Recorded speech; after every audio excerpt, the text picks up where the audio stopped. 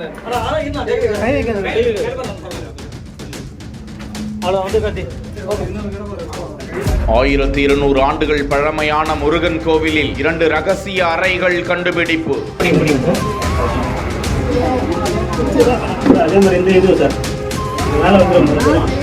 பாதாள அறைக்குள் நடக்கும் அதிதீவிர தேடுதல்.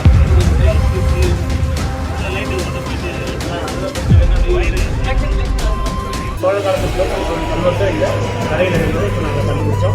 இது இல்லாமல் நிலவரை இருந்தது. இந்த ஆய்வு மூலமாக நாங்கள் வெளிக்கொடுத்தோம். பொதுவாக நிலவரைகள் முக்கியமான ஒரு ஆவணங்களோ அல்லது சிலைகளையோ பாதுகாக்கப்பட்ட ஒரு இடமாக தான் சோழர் காலத்தில் திருச்சி காலத்துலேயே அதை ஏற்படுத்துகிறாங்க. அது இந்த கருவறைக்குள்ளே இருக்கிறது ரொம்ப சிறப்பாக இருக்குது.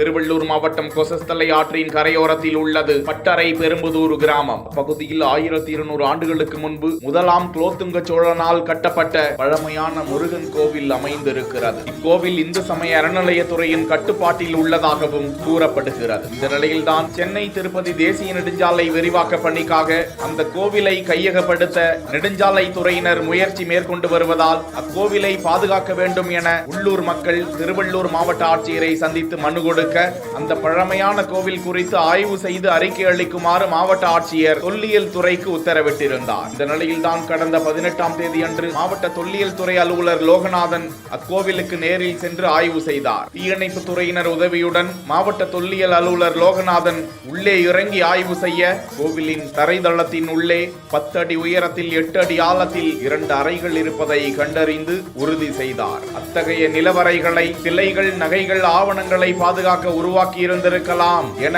ஆய்வு தகவல்களை வெளியிட்டுள்ளன. அவ்வறைக்குள் எந்தவிதமான பொருட்களும் கண்டறியப்படவில்லை என்றும் அந்த அதிகாரி தெரிவித்தார். ஆய்வின் போது உடன் மாவட்ட இந்து சமய அறநிலையத்துறை உதவி ஆணையர் சிவஞானம், வருவாய்த்துறையினர் மற்றும் காவல்துறையினரும் உடன் இருந்தனர். தொடர்ந்து அந்த கோவிலில் பாறைகள் உள்ளிட்ட தடயங்கள் இருப்பதால் அது குறித்தும் ஆய்வுகள் தொடரும் என்று கூறப்படுகிறது. நெடுஞ்சாலைத்துறை விரிவாக்கத்தில் இருந்து அந்த கோவிலை பாதுகாக்க வேண்டும் என கிராம மக்கள் கோரிக்கை விடுத்துள்ளது குறிப்பிடத்தக்கது.